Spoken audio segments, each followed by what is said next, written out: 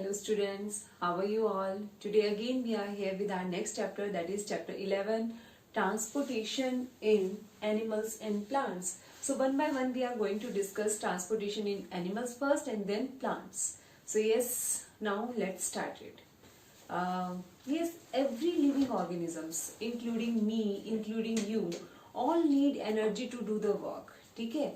We all are doing so many processes for the living. हम जीने के लिए बहुत सारी प्रोसेसेस करते हैं and for the living we also required water food oxygen and in this process we release out some waste products like carbon dioxide, urea.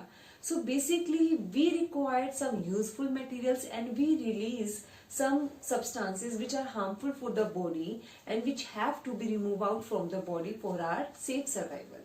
ठीक है? So in this chapter we are going to discuss about all these things कि how we are getting our food, water, nutrients, oxygen from the food, from the air, and how we are releasing the waste materials like carbon dioxide and urea and some solid waste from our body. So this is the chapter about circulatory system and excretion. So first one we are going to discuss about the circulatory system.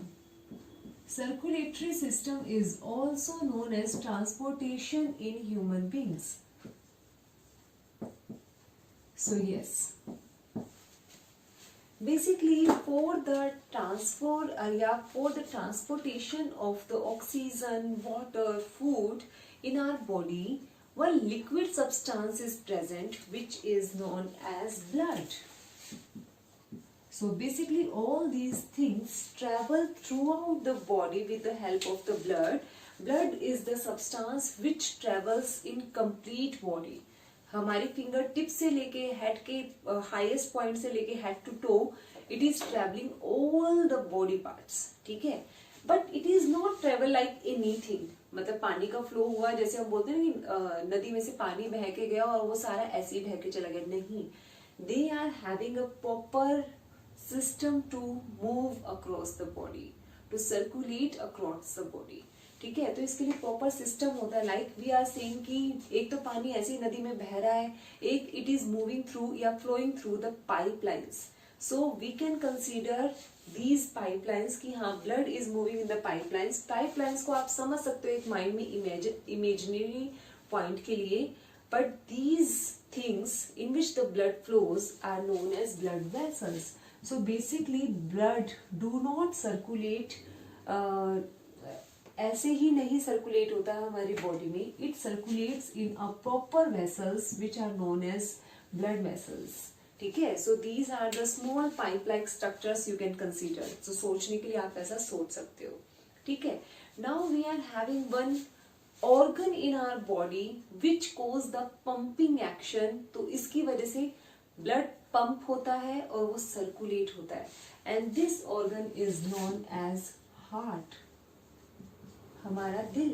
So yes, मैंने last chapter में बताया था ना, heart is present on the left hand side. तो वो हमारा heart present होता है. लंग्स के बीच में एक थोड़ा सा गैप होता है लेफ्ट लंग में. क्यों होता है? Because heart is present in the left lung cavity के अंदर प्रेजेंट होता है and it's a fist like structure. इतना सा ऐसा दिखने में होता है, छोटा सा हमारे फिस्ट के जितना होता है और इस तरह से कुछ वो दिखाई देता है. So yes, this is the heart which is present in the body. So basically heart, this blood and this blood vessels, all three combines together to form the circulatory system of the human beings. ये सब मिला के circulatory system बनता है. खाली blood, heart और blood vessels को हम circulatory system नहीं बोलते. System एक पूरा passage. So it comprises of these three things. So yes, now one by one we are going to discuss all these three things in this chapter. So my first topic is blood. So yes, blood. Blood क्या है? So basically blood is a red color fluid flows in the blood vessels to every part of the body. Yes. Red colour का होता है, हमें पता है. जैसे ही हाथ में कट लग जाता है, if blood flows out of the body then we can see that it is dark red in colour. Red colour का होता है and it moves throughout the body. Basically one adult human being, adult लेकिन जो बड़े हो चुके होते हैं, जिनमें एडोलसेंस आ चुका होता है, तो यस 13-14 साल के बाद, तो उन ह्यूमन बीइंग्स में जो ब्लड का लेवल है that is 4.5 to 5.5 litres. Yes, adult human beings में जो ब्लड होता है दैट इज 4.5 to 5.5 लीटर्स। ठीक है, तो अब ब्लड का काम क्या है हमारी बॉडी में, why it is present in the body. तो yes, why it is present, it is having number of functions.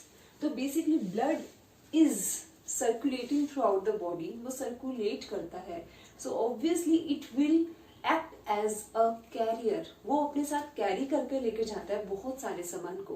तो now we are going to discuss कि किन किन सामान को कहाँ से कहाँ तक वो कैरी करता है। तो basically blood function is to carry digested food, nutrients, water from the small intestine to the every cell of the body. Our body is made up of the cells, we know that, and each and every cell is performing some individual activity which combines together to form a tissue, which combines together to form an organ, and which combines together to form an organ system. ये हमने किया था। तो basically जो हमारा सब कुछ system चल रहा है वो इसी वजह से चल रहा है क्योंकि हर एक सेल परफॉर्म करती है। For that performance it required energy, for energy it requires food, so this food is reached to each and every cell through the blood. Blood, ये सारा फूड कहाँ प्रेजेंट होगा, न्यूट्रिएंट वाटर कहाँ present होगा, obviously हम digest करेंगे, हमारे small intestine के अंदर ही सब कुछ डाइजेस्ट होके फिर ब्लड में जाना स्टार्ट करता है। तो from the blood it moves from a small intestine to each and every cell of the body. Now next thing is, अब हमारी हर सेल मतलब रिस्पायर करेगी। One more thing, it carries oxygen from lungs to again each and every cells. Cells को चाहिए ना, क्योंकि oxygen आई, food के साथ मिक्स हुई, इसने फूड को तोड़ा और उसके बाद फूड ने एनर्जी दी। दोनों ही चीजें चाहिए हर सेल को। तो बेसिकली फूड स्मॉल इंटेस्टाइन से आया, ऑक्सीजन लंग से आया, दोनों के दोनों को ब्लड कैरी कर रही है टू द सेल्स, और सेल ने उसको यूटिलाइज किया and then releases carbon dioxide and the waste products like urea.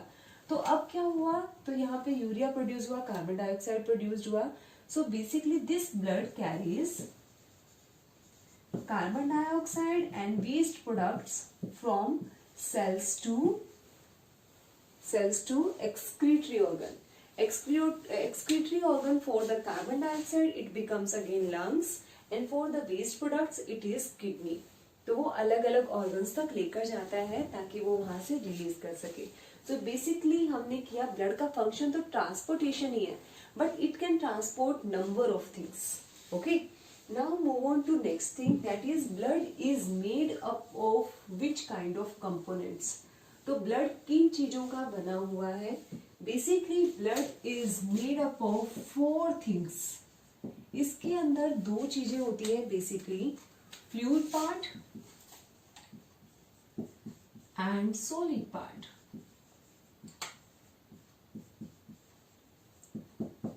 Fluid part is made up of the blood plasma. Blood plasma present होता है which gives it's fluidy nature, ठीक है। and solid part contains of 3 kinds of cells, RBCs, red blood cells, जिसको हम erythrocytes भी बोलते हैं। next one is WBCs, WBCs को हम white blood cells और उसके साथ में हम leukocytes भी बोलते हैं। and last one is the platelets, जिसको हम थ्रोम्बोप्लास्टिन भी बोलते हैं। So basically blood is made up of 4 components, 1 liquid component known as blood plasma and 3 solid components known as RBCs, WBCs and platelets. All these 4 parts have different functions. So now we are going to discuss about all these 4 parts one by one in detail. So yes, ये चारों के चारों parts है क्या, इनका function क्या है, वो अभी हम discuss करते हैं। In your book, one diagram is present in which all the parts are very clearly mentioned. So yes, this diagram is very important for the understanding. And after this video जो मैं अभी बना रही हूँ, I will send you one video also as a reference which helps you to understand the concepts of the blood and the parts or the components of the blood. उसको समझने के लिए आपको help मिलेगी, तो I will send one reference video also. So yes, one by one we are going to discuss all these 4 parts. First one is plasma. As I told you, it is a liquid part. तो ये liquid part में है, it is yellowish in color. ये yellow colour का थोड़ा सा fluid दिखता है, लेकिन हमारा ब्लड तो रेड कलर का दिखता है. क्यों, अभी हम करेंगे. So yes, it is yellowish color component of the blood which is in the liquid state, and it contains 90% of the water. इसके अंदर 90% water होता है. As it is the liquid part, तो it is the best component for the circulation. कोई भी चीज solid में circulate easily हो सकती है, liquid में, obviously liquid में. So that's why जो main हमारा circulation है वो प्लाज्मा के अंदर चीजें जाती हैं, फिर वो चलना स्टार्ट होती हैं. ठीक है. So basically it transports digestive food, oxygen, carbon dioxide, water to different cells और the organs where it is required. तो जहां पर उनकी जरूरत है या जहां से वो रिलीज होके हमारे फाइनल ऑर्गन तक जाती है, तो बेसिकली ये सर्कुलेशन का काम करता है हमारा plasma. Along with that, it also contains electrolytes. Electrolytes इसमें प्रेजेंट होते हैं, proteins and carbohydrates भी इसमें प्रेजेंट होते हैं. So yes, it is not only liquid, it is very important liquid because it contains electrolytes, carbohydrates and proteins. The number of things are present in this. ठीक है. So it is an important component of the blood. Now next one is RBCs, red blood cells, जिसको हमने बोला है erythrocytes. Why it is red in color? सबसे पहले red blood cells हैं, as they are red in color. That's why their name is RBCs. Why they are red in color? They are red in color because of the presence of one component in it. This is known as hemoglobin. Hemoglobin is a component of the blood which gives it red color. ठीक है. तो yes, hemoglobin की वजह से है. And hemoglobin also have one function in it. क्या करता है ये? ऑक्सीजन को ट्रांसपोर्ट करने का काम करता है, which I discussed in the last chapter also. वहां पे मैंने हल्का सा डिस्कस किया था. Now I am discussing it in detail. वहां पर भी मैंने डिस्कस किया था. This haemoglobin is a component which can combine with oxygen of the oxygen from the lungs and carries it to the cells of the body. It combines with oxygen to form oxyhemoglobin complex. Oxyhemoglobin complex. In this complex form, it transports from lungs. lungs से oxygen blood में आया, blood से it carry हुआ, oxyhaemoglobin complex बना. क्योंकि lungs के अंदर सिर्फ ऑक्सीजन है. Alveoli के through this oxygen enters into the blood. In blood already hemoglobin is present. Whenever the oxygen come in contact with the hemoglobin, it forms oxyhemoglobin complex. So from that part it moves towards the cells of the body. Cells releases carbon dioxide which we studied now only. तो ठीक है. After using this oxygen for the breakdown of the food to get the energy, they releases carbon dioxide. तो यहाँ पर आने के बाद ये ऑक्सीहीमोग्लोबिन कॉम्प्लेक्स क्या करता है, उसको रिलीज कर देता है. Now haemoglobin is free. तो now this haemoglobin will combines with carbon dioxide to form the carboxyhaemoglobin complex. Carboxyhaemoglobin complex, and in this form it moves back towards the lungs. तो lungs के पास जाके ये टूट जाता है and CO2 will enters into the lung and from the lungs it moves out from the body of an organism. तो this is the procedure which proceed in our body. तो हमारी बॉडी में इस तरह का कुछ सिस्टम चलता है. ठीक है. सो यस, पहले ऑक्सीहीमोग्लोबिन बनता है, फिर कार्बोक्सीहीमोग्लोबिन बनता है. So that's why we can say that hemoglobin, which is a component of the blood which gives it red appearance, it also help in the diffusion या फिर movement of the gases in the body. ठीक है। RBCs जो है, RBCs are formed in the bone marrow. Bone marrow आपको पता है ना, बोन्स के अंदर वाला पार्ट। तो ये बोन मैरो में बनती हैं RBCs and the life time of the RBCs is 120 days. 120 days तक एक आरबीसी रहती है एंड RBCs are having the disc like shape. इनका कुछ डिस्क लाइक सा शेप होता है, जैसे हमारी सीडी वगैरह डिस्क वगैरह होती है ना, तो ये दिखने में ऑलमोस्ट वैसी दिखती है। ठीक है, तो यस, आरबीसी बोन मैरो में बनती है, 120 डेज में इसका लाइफ स्पैन है। नेक्स्ट क्या होता है कि the production rate of RBCs is too high. हमारे बॉडी में एक सेकंड के अंदर 2 मिलियन आरबीसीज बनते हैं। तो यस, एक सेकंड के अंदर 2 मिलियन बनते हैं। तो हम कभी कहते हैं ना कि हमने ब्लड डोनेट किया है, ब्लड की कमी ना हो जाए बॉडी में, ऐसा नहीं होता। जो भी हम ब्लड डोनेट करते हैं, इट इज लाइक 400 ग्राम, कुछ बहुत थोड़ा सा अमाउंट होता है। तो yes, it will be recovered only in a day. एक दिन में वो रिकवर हो जाता है, इतना फास्ट आरबीसीज का प्रोडक्शन होता है हमारी बॉडी के अंदर। So it's not a big deal. बड़े होने के बाद आप लोग भी ब्लड डोनेट कर सकते हो। मैंने भी 2 बार ब्लड डोनेट किया है and still I am saying कुछ हुआ मुझे नहीं, आप लोगों को भी नहीं होगा and it is very noble cause, so you can donate the blood. अभी नहीं, अभी आप छोटे हो, लेकिन थोड़े से बड़े होने के बाद you can donate the blood. Okay, so yes, bones marrow में ये बनती है, 120 डेज का इसका लाइफ स्पेन है, डिस्क लाइक इसकी अपीयरेंस है and its production rate is very high and it is small in size. ये थोड़ा सा इसका साइज जो है वो थोड़ा सा स्मॉल होता है as compare to rest of the component of the blood. Now move on to second component of the blood, that is WBCs. तो yes, WBCs क्या होती हैं? White blood cells, जिसको हम बोलते हैं leukocytes.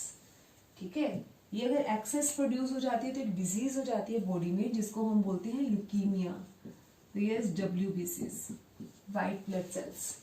These are like the shoulders of the body.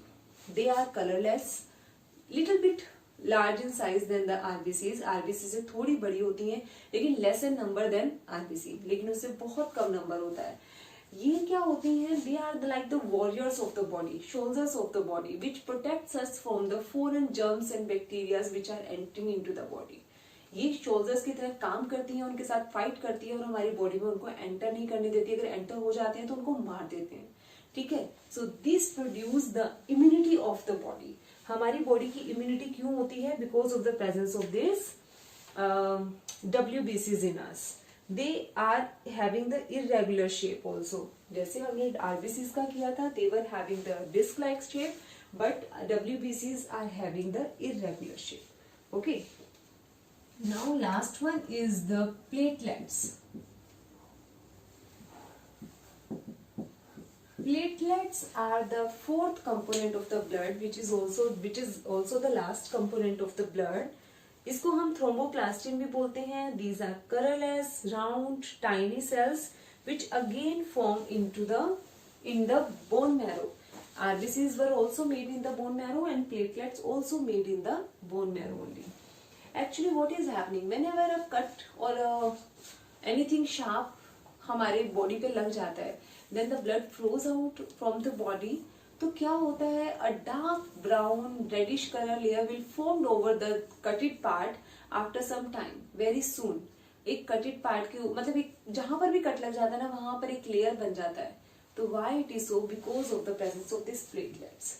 Platelets help in the formation of that covering which covers the wound and stop bleeding. हमारी blood में जो मतलब हमारी बॉडी में जो ब्लीडिंग हो रही है, जिसकी वजह से ब्लड लॉस हो रहा है, उसको रोकने का काम करता है। Think about that. अगर वो ब्लीडिंग कंटिन्यूअस रही, then all the blood of the body will moves out of the that mark जहां से भी कट लगा है and we ultimately die, which is happening in one of the disease जिसको हम बोलते हैं haemophilia. Haemophilia is a disease in which platelets are not functioning. तो अगर ये डिजीज किसी को हो जाता है तो प्लेटलेट्स फंक्शन नहीं कर रहे हैं, वो कवरिंग नहीं कर रहे हैं, तो अगर एक छोटा सा भी वाउंड हो गया ना, तो वहां से ब्लड निकलता रहेगा निकलता रहेगा निकलता रहेगा जब तक कि सारा ब्लड लॉस नहीं हो जाता। एंड इट में क्या, वो तो लीथल ही होगा। अगर ये डिजीज हो गया किसी को, तो अगर कट लग गया तो वो लीथल ही होगा। लीथल मतलब it can cause down death, वो इंसान मर जाएगा जिसको ये हीमोफीलिया डिजीज है, क्योंकि वहां पे ब्लड को रोकने वाला कोई सिस्टम बॉडी में प्रेजेंट नहीं है. सो यस, उस चीज को हम बोलते हैं clot. So basically platelets helps in the formation of the clot in the body. ठीक है. So now I think you all are clear about the 4 components of the blood. Blood is having 4 components: liquid part, that is plasma, then RBCs, WBCs, BCs and platelets.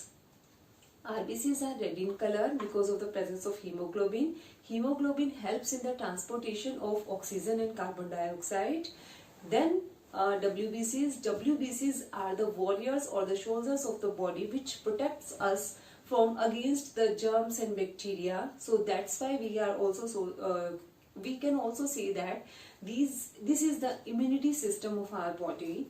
Last one is the platelets. Platelets produced blood clot over the wound. If blood clot will not be formed, then the blood loss will continue.